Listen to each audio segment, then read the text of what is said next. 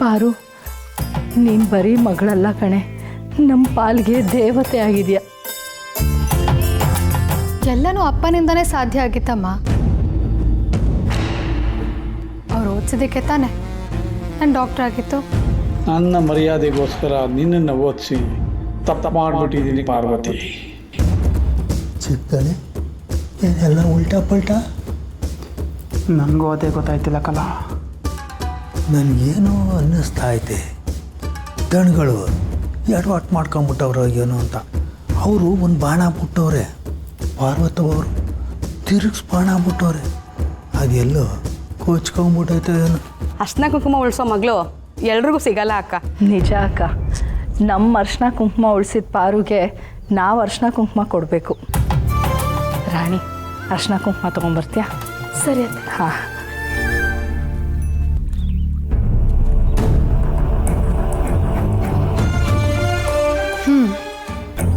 ಈ ಸಂದರ್ಭದಲ್ಲಿ ಊರಿನ ಜನರಿಗೆಲ್ಲ ಒಂದು ಮಾತು ಹೇಳೋದಕ್ಕೆ ಇಷ್ಟಪಡ್ತೀನಿ.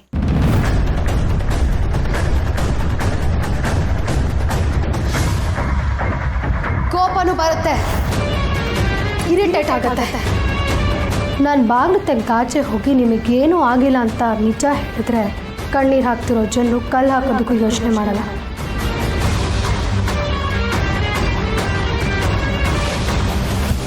ನಮ್ಮಪ್ಪ ಅಂದರೆ ಯಾರು? ಯಮ.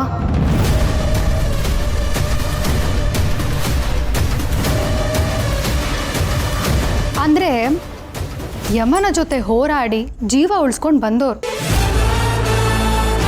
ನಿಮ್ಮೆಲ್ಲರ ಪ್ರೀತಿ ಇದ್ರೆ ಆ ಯಮ ಮಾರಿಗುಡಿಗೆ ಕಾಲಿಡೋದಕ್ಕೆ ಸಾಧ್ಯನೇ ಇಲ್ಲ, ಅಲ್ವೇನಪ್ಪ?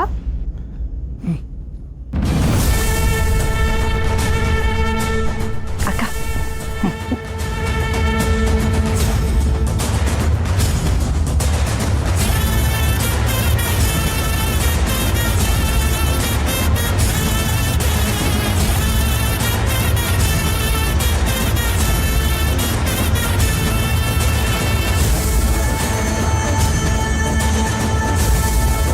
ಅಪ್ಪ ಆಶೀರ್ವಾದ ಮಾಡಿ. ಹೇಳಪ್ಪ. ಒಳಗಡೆ ನಡ್ತಿರೋ ವಿಷಯ ನಾನು ಯಾರಿಗೂ ಹೇಳಲ್ಲ. ನೀವಾಗೆ ಹೇಳೋದಕ್ಕಂತೂ ಸಾಧ್ಯನೇ ಇಲ್ಲ. ಹೇಳಿದ್ರೆ ಏನಾಗ್ಬೋದು ಅಂತ ಗೊತ್ತಿಲ್ಲರೋ ಅಷ್ಟು ದೊಡ್ಡರು ನೀವಲ್ಲ. ಆದರೆ ಇನ್ನು ಮುಂದೆ ನನ್ನ ಮಾವನ ಜೊತೆ ನಾನು ಯಾವಾಗಲೂ ಇದ್ದೇ ಇರ್ತೀನಿ ಅಂತ ನಿಮಗೆ ಗೊತ್ತಿದ್ರೆ ನಿಮಗೆ ಒಳ್ಳೆಯದು. ನಿಮ್ಮ ಕೈ ನೋಡಿದ್ರೆ ಗೊತ್ತಾಗ್ತದೆ ನಿಮಗೆಷ್ಟು ಭಯ ಆಗ್ತಿದೆ ಅಂತ. ಹಾಂ, ಆಶೀರ್ವಾದ ಮಾಡಿಪ್ಪ. ಒಳ್ಳೇದಾಗಲಿ. ಸರಿಪ್ಪ, ನಾನಿನ್ನು ಹೋಗಿ ಬರ್ತೀನಿ. ಏನೇ ಬೇಕಿದ್ರು ನನಗೊಂದು ಮಾತು ತಿಳಿಸಿ, ನಾನು ಬರ್ತೀನಿ. ರೀ, ಹೊಡೋಣ. ಅಲ್ಲ, ಮಾವನ ಸೇವೆಗೆ ನಾನೇ ಬೇಕಾದ್ರೆ ಇಲ್ಲೇ ಇದ್ದು. ಏನು ಬೇಕಾಗಿಲ್ಲ, ನಾನು ಟ್ರೀಟ್ಮೆಂಟ್ನ ಚೆನ್ನಾಗಿ ಕೊಟ್ಟಿದ್ದೀನಿ. ಮಾಮೂಲಿ ಅಲ್ಲ, ಹೈ ಡೋಸ್ ಕೊಟ್ಟಿದ್ದೀನಿ ಅಲ್ವಾ?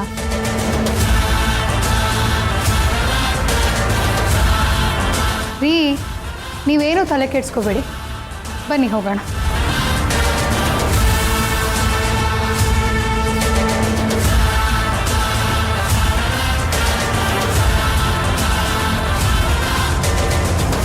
ನಡೀರಿ ನಡೀರಿ ನಡೀರಿ.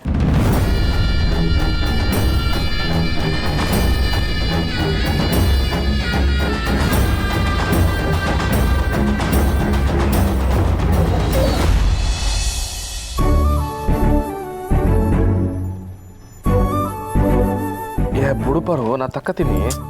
ಪಾರು ಕೈ ಹಿಡಿದಿರೋದು ಬಿಡಕ್ಕಲ್ಲ.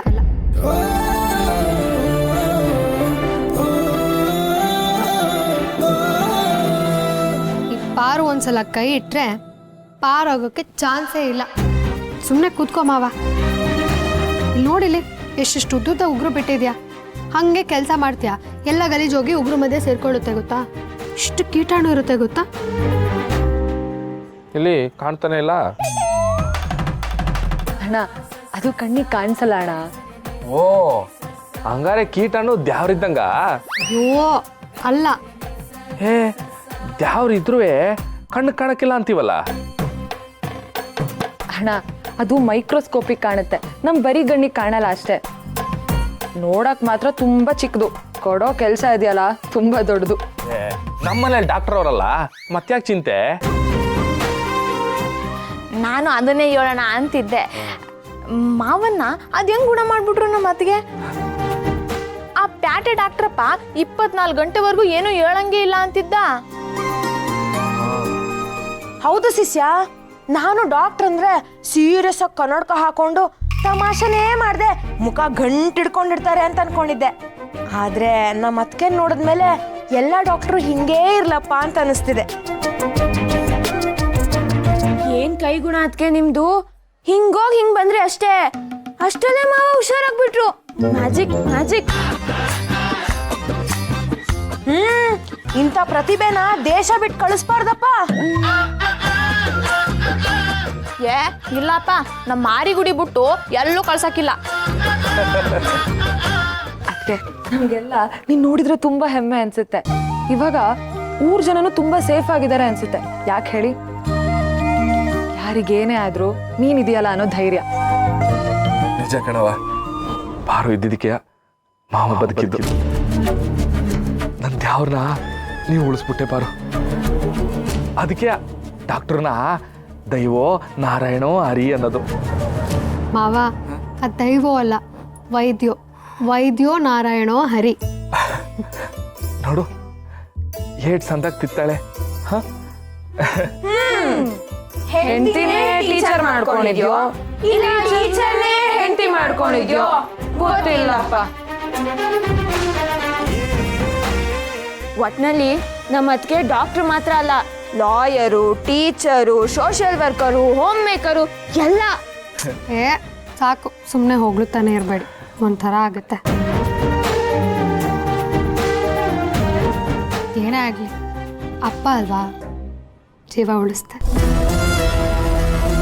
ಅವ್ರು ಉಳಿಲಿಲ್ಲ ಅಂದಿದ್ರೆ ಎಷ್ಟೋ ಜೀವಿಗಳು ವಿಲವಿಲ್ಲ ಅಂತ ಒದ್ದಾಡ್ತಿದ್ವು ಏನೋ. ದಿಟ ಪಾರು, ಅವ್ರು ನಂಬ್ಕೊಂಡು ಸಾವಿರಾರು ಜನ ಅವ್ರೆ. ಎಲ್ಲ ಒಳ್ಳೇದೇ ಆಯ್ತು. ಅದಕ್ಕೆ ಥ್ಯಾಂಕ್ ಯು ಸೋ ಮಚ್ ಪಾರ್ದಿ.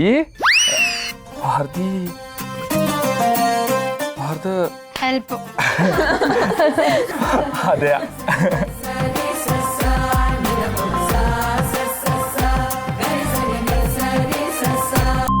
ಆದ್ರೂ ಅಪ್ಪ ಯಾಕೆ ಹೀಗೆ ನಾಟಕ ಮಾಡಿದ್ರು? ಬರೀ ಆಸ್ತಿ ಪತ್ರಕ್ಕೆ ಸೈನ್ ಹಾಕ್ಸೋಕ್ಕೆ ಇಷ್ಟು ದೊಡ್ಡ ಡ್ರಾಮಾ ಮಾಡ್ತಾರಾ? ಅಥವಾ ಬೇರೆ ಏನಾದರೂ ಇದೆಯಾ?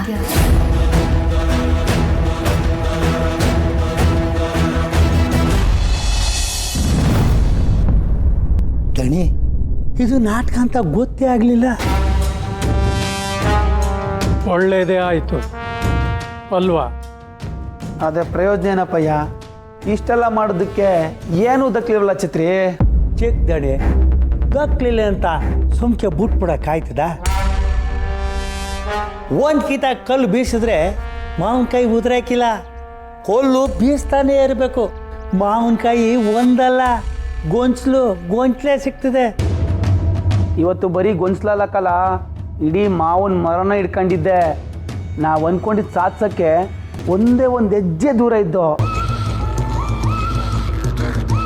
ಒಂದು ಕ್ಷಣ ಅಪ್ಪಯ್ಯ, ಒಂದೇ ಒಂದು ಕ್ಷಣ ಆ ನನ್ನ ಮಗ ಶಿವನ ಕೈಲಿ ಇವತ್ತು ಸೈನ್ ಹಾಕ್ಸ್ಬಿಡ್ತಾ ಇದ್ದೆ. ಅಷ್ಟರಲ್ಲಿ ಆ ಮಾಗಿತ್ತಿ ಪಾರು ಅವಳಲ್ಲ, ಎಲ್ಲ ಹಾಳು ಮಾಡಿಬಿಟ್ರು.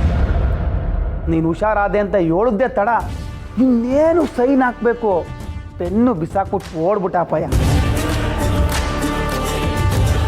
ಎಲ್ಲ ಹಾಳಾಗೋಯ್ತು. ನಮ್ಮ ಕೆಲ್ಸಗಳನ್ನೆಲ್ಲ ಹಾಳು ಮಾಡ್ತಾವಳ ಪಾರು. ಅವಳನ್ನ ಪರಶು, ಇದೆಲ್ಲ ನಾನು ಮಾಡಿದ ತಪ್ಪಿನ ಪ್ರತಿಫಲ ಕಣ.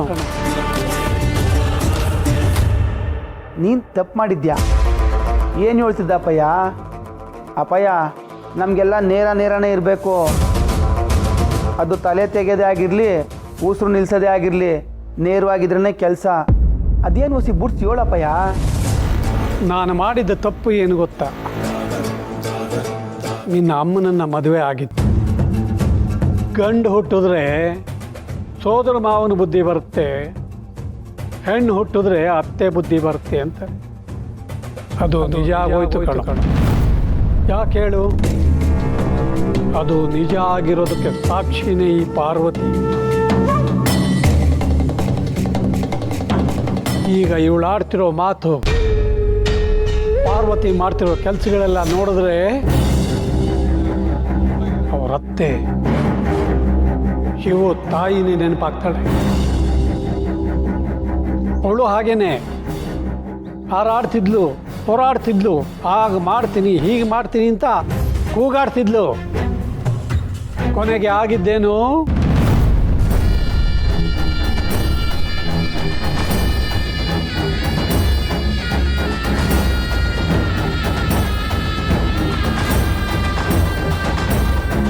ದಣಿ ಈ ಟತ್ನಾಗ ಯಾಕೆ ಅಂತವ್ರ ಮಾತು? ಹೋಗ್ಲಿ ಬೋಟ್ ಬಿಡಿ. ಈ ಛತ್ರಿ ಅಪ್ಪ ಏನೋ ಹೇಳ್ತಿರುತ್ತಾನೆ, ಹೇಳಿ ಬಿಡು. ಅದ್ಯಾಕೆ ಮಧ್ಯ ಬಾಯಾಕಿ? ಏನಿಲ್ಲ ಚಿಕ್ಕದವ್ರೆ, ಮುಂದೊಂದು ದಿನ ಯಾವೊಂದು ಜೊತೆಗೋ ಕೂಡಾವಳಿ ಮಾಡ್ಕೊಂಡು ಊರು ಬಿಟ್ಟು ಹೊಂಟೋದ್ರು ಅಂತ ಹೇಳ್ತಾ ಇದ್ರು ಅಟ್ಟಯ್ಯ. ಅದ್ರಲ್ಲಿ ತಡೆಯೋದೇನಾಯ್ತಲ್ಲ? ಆ ಮಾನ್ಗೆಟ್ಟೋಳು ಓಡೋಗಿರೋದು ಇಡೀ ಊರಿಗೆ ಗೊತ್ತು. ಏನೋ ಹೊಸ ವಿಷಯ ಹೇಳ್ದಂಗೆ ಹೇಳ್ತಿದ್ದಿ. ಆ ಮಾನ್ಗೆಟ್ಟೋಳು ಓಡೋಗಿ ಅಪ್ಪನ ಹೆಸರಿಗೆ ಕೆಟ್ಟ ಹೆಸರು ತಂದ್ಲು. ಈ ದರಿದ್ರದ ಸವಾಸ ಮಾಡಿ ನಮ್ಮ ಮನೆ ಕೂಲ್ಗೆಟ್ಟಿ ಗಬ್ಬು ನಾರ್ತೈತೆ. ಅವತ್ತು ಯಾವಾಗ ಕೊಳಕನೆಲ್ಲ ತೊಳಿತೀನೋ ನನಗಂತೂ ಗೊತ್ತಿಲ್ಲ.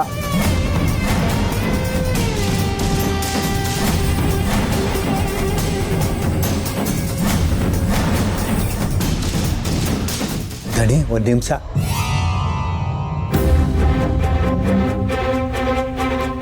ದಣಿ ಹೊಂಟೋಗೋರೆ. ಅಲ್ಲ ದಣಿ, ಕ್ವಾಪ್ದಾಗೆ ಎಲ್ಲ ವಿಚಾರನೂ ಬಾಯಿ ಬಿಟ್ಬಿಡ್ತಿದ್ರಲ್ಲ.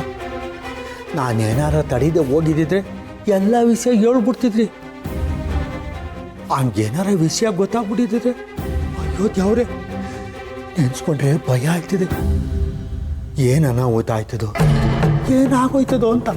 ಛತ್ರಿ ದಿನ ದಿನ ನಡೀತಾ ಇದ್ರೆ ನಂಟು, ಮತ್ತೆ ಮತ್ತೆ ಬೆಳಗ್ತಾ ಇದ್ರೆ ಕಂಚು ಅಂದಂಗೆ ಶಿವನ ತಾಯಿ ಒಡವೆಗಳನ್ನು ಕದ್ದು ಯಾರ ಜೊತೆನೋ ಓಡಿ ಹೋಗಿದ್ದಾಳೆ ಅನ್ನೋ ವಿಷಯನ ಇಡೀ ಊರು ಜನ ನಂಬಿದ್ದಾರೆ.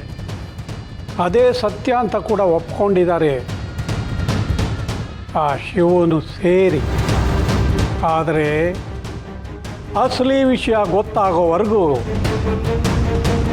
ಇದೇ ಸತ್ಯ. ಅದಕ್ಕೆ ಈ ಸುಳ್ಳನ್ನೇ ನಾವು ದಿನ ದಿನ ಬೆಳಗ್ತಾ ಹೋದರೆ ಅದೇ ಸತ್ಯ ಆಗಿ ಕಂಚಿನ ಹಾಗೆ ಹೊಳೆಯುತ್ತೆ. ಆದರೆ ನನಗೆ ನಿನಗೆ ಮಾತ್ರ ಗೊತ್ತು ಆ ಶಿವನ ತಾಯಿ ಎಲ್ಲಿದ್ದಾಳೆ ಅಂತ.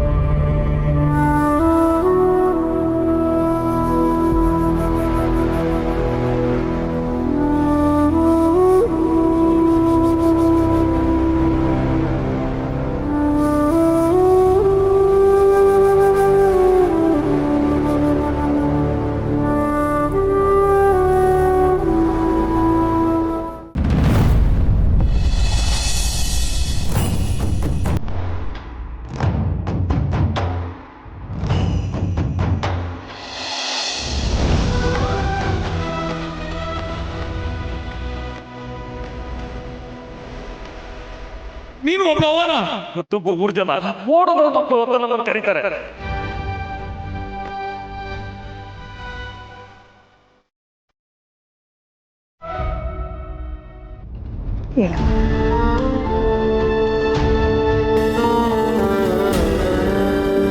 ತಿನ್ನೋ ಅನ್ನ ಮಣ್ಣೆ ಆಗೋದು, ತಿನ್ನೋಕ್ಕಿಂತ ಮುಂಚೆ ಮಣ್ಣಾಗಬಾರ್ದು. ತಗೋ. ನಿಮ್ಮನ್ನ ನನಗೆ ಕೊಟ್ರೆ ನೀವೇನಮ್ಮ ಊಟ ಮಾಡ್ತೀರಾ? ಪರವಾಗಿಲ್ಲ ಕಣವ, ನನಗೆ ಹಸುವು ಅಭ್ಯಾಸ ಆಗೈತೆ. ಬೆಳೆಯ ಮಗನೇ ಊಟ ಮಾಡು. ಪರವಾಗಿಲ್ಲ ಅಮ್ಮ, ಬೆಳಿಗ್ಗೆವರೆಗೂ ನಾನು ಕಾದು ಅವ್ರು ಯಾವಾಗ ಕೊಡ್ತಾರೋ ಅವಾಗೇ ನಾನು ಊಟ ಮಾಡ್ತೀನಿ. ಇದು ನಿಮ್ಮನ್ನ, ನೀವೇ ಊಟ ಮಾಡಿ. ನಿನ್ನ ಮಕ್ಕ ನೋಡಿದ್ರೆ ಗೊತ್ತಾಯ್ತದೆ ನೀನು ತಪ್ಪು ಮಾಡಿಲ್ಲ, ಯಾವುದೋ ಮೋಸಕ್ಕೆ ಒಳಗಾಗಿ ಬಂದಿದೆಯಾ ಅಂತ. ನನಗೆ ಜೈಲು ಅಭ್ಯಾಸ ಆಗೈತೆ. ತಗೋ ಊಟ ಮಾಡು. ಯಾವ ಜನ್ಮದ ಪುಣ್ಯನೋ ಏನೋ ಅಮ್ಮ, ಈ ಜೈಲಲ್ಲಿ ನಂಗೆ ತಾಯಿ ಥರ ಸಿಕ್ಕಿದ್ದೀರಾ. ಎಲ್ಲ ವಿಧಿ ಕಣವ. ನಾನಿಲ್ಲೊಂದು ತುತ್ತು ನಿನಗೆ ಅನ್ನ ಕೊಟ್ರೆ ಎಲ್ಲೋ ಇರೋ ನನ್ನ ಮಕ್ಕಳಿಗೆ ಆ ದೇವ್ರು ಒಂದು ಅನ್ನ ಕೊಡ್ತಾನೆ. ಮಾವ ತಗೋಬೇಕು. ಏನಾಯ್ತು ಮಾವ? ಏನಿಲ್ಲ ಪಾರು, ಮಾಮೂಲಿ ಬಿಕ್ಕಳಿಕೆ ಅಡ್ಯ. ಬಿಕ್ಕಳಿಕೆನೆ. ನನ್ನ ಡಾಕ್ಟ್ರು ಆದರೂ ಸುಮ್ಮನೆ ಹೇಗೆ ಕೇಳ್ತೀನಿ, ಇಷ್ಟೊತ್ತಲ್ಲಿ ನಿನ್ನ ಯಾರು ನೆನ್ಸ್ಕೊಳ್ತಿರ್ಬೋದು? ಅದೇ ನಂಗೂ ಗೊತ್ತಾಯ್ತಿಲ್ಲ. ನೆನ್ಪು ಮಾಡ್ಕೊಳ್ಳೋ ಅಂಥವ್ರು ಯಾರು ಇಲ್ವಲ್ಲ ಮಾವ ನಿಂಗೆ? ಅಯ್ಯೋ ಪಾರು, ನಾ ಕಾಲೇಜಿಗೆ ಹೋಯ್ತಿದ್ದಾಗ ರಂಗಲಿ ಬಿಡಕ್ಕೆ ಅಂತ, ತುಳಸಿ ಕಟ್ಟೆ ಪೂಜೆ ಮಾಡಕ್ಕೆ, ಈ ಹಪ್ಳ ಸಂಡಿಗೆ ಎಲ್ಲ ಒಣಗಾಕಕ್ಕೆ ಅಂತ ಹೆಣ್ಣೈಕ್ಲೆಲ್ಲ ನೆಪ ಮಾಡ್ಕೊಂಡು ಆಚೆ ಬರೋರು. ಇನ್ನು ಕಾಲೇಜಿಗೆ ಹೋದ್ರಂತೂ ಕವಿತಾ, ಸರಿತಾ, ಕಮಲ, ವಿಮಲ, ರೂಪ, ದೀಪ, ಪುಷ್ಪ ಅಂತ ಹುಡುಗಿರೆಲ್ಲ ಮ್ಯಾಲ ಬೀಳೋರು. ಅದ್ರಲ್ಲಿ ಯಾರಾನೋ ನೆನ್ಸ್ಕತಿರ್ಬೋದು, ಇಲ್ಲ ಎಲ್ರು ಒಟ್ಟಿಗೆ ನೆನ್ಸ್ಕತಿರ್ಬೋದು. ಮಾವ ನೀನ್ ಕಾಲೇಜ್ಗೆಲ್ಲ ಹೋಗಿದ್ಯಾ? ಪೂಸಿ ಬಿಟ್ಟೆ ಪಾರು. ಮತ್ತೆ ಹುಡುಗಿರು? ಆ ಬೂಸಿಲಿ ಇದು ಒಂದು ಬೂಸಿಯ. ನಮ್ಗೆಲ್ಲ ಯಾರು ಬೀಳ್ತಾರ ಪಾರು? ಅದೇ ಅನ್ಕೊಂಡೆ, ನನ್ನ ನೆನ್ಸ್ಕೊಳ್ಳೋದಕ್ಕೆ ಸಿದ್ದು ಆದ್ರೂ ಇದ್ದಾನೆ, ನೀನು ನೆನ್ಸ್ಕೊಳ್ಳೋದಕ್ಕೆ ಯಾರು ಇಲ್ವಲ್ಲ ಅಂತ. ನಿನ್ನ ಪ್ರೀತಿಸೋರು ನಿನ್ ಸುತ್ತಮುತ್ತನೇ ಇದ್ದಾರೆ, ಆದ್ರೂ ಪಿಕ್ಲಿಕ್ಕೆ ಯಾಕೆ ಅಂತ ಡೌಟ್ ಆಯ್ತು. ಹೋಗ್ಲಿ ಬಿಡು, ನೀರು ಕುಡಿ. ಮಾವ, ಸಿದ್ದು ಬಗ್ಗೆ ಏನಾದರೂ ಗೊತ್ತಾಯ್ತಾ?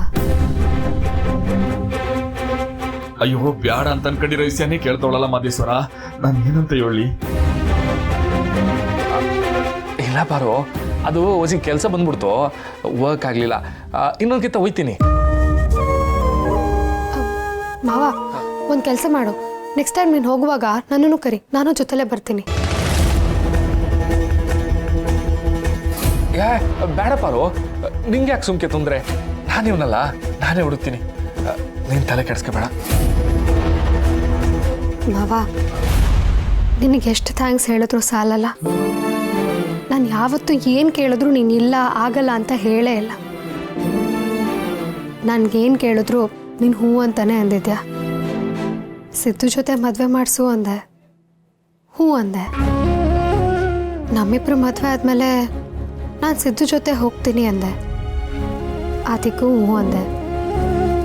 ಡಿವೋರ್ಸ್ ಬೇಕು ಅಂದೆ, ಅದಕ್ಕೂ ಹ್ಞೂ ಅಂದೆ. ಈಗ ನನ್ನ ಸಿದ್ದುನ ಒಂದು ಮಾಡಿಸ್ಕೊಂತಿದ್ದೀನಿ, ಅದಕ್ಕೂ ಹ್ಞೂ ಅಂತಿದ್ಯಾ. ನೀನು ನಿಜವಾಗ್ಲೂ ಗ್ರೇಟ್ ಮಾವ. ಒಂದಂತೂ ನಿಜ ಮಾವ, ನನಗೆ ಸಿದ್ದು ಸಿಕ್ಕಿ ನಾನೊನ್ನ ಮದುವೆ ಆಗಿ ಸಂಸಾರ ಮಾಡ್ತಿದ್ರು ನೀನು ಮಾಡಿರೋ ಸಹಾಯನ ನಾನು ಯಾವತ್ತೂ ಮರೆಯಲ್ಲ ಮಾವ.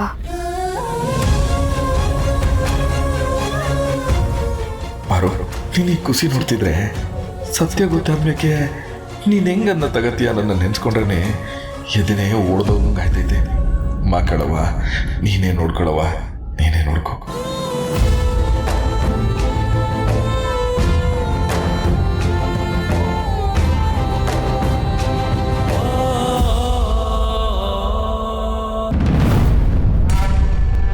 ಅವಳು ಹಾಗೆ ನಾನು ಮಾಡೋ ಕೆಲಸಗಳಿಗೆಲ್ಲ ಅಡ್ಡ ಮಾಡ್ತಾ ಇದ್ದೆ. ನಾನು ಹೆಜ್ಜೆ ಮುಂದಿಡೋದಕ್ಕೆ ಮುಂಚೆನೇ ಅವಳು 16 ಹೆಜ್ಜೆ ಮುಂದೆ ಇಡ್ತಾ ಇದ್ಲು.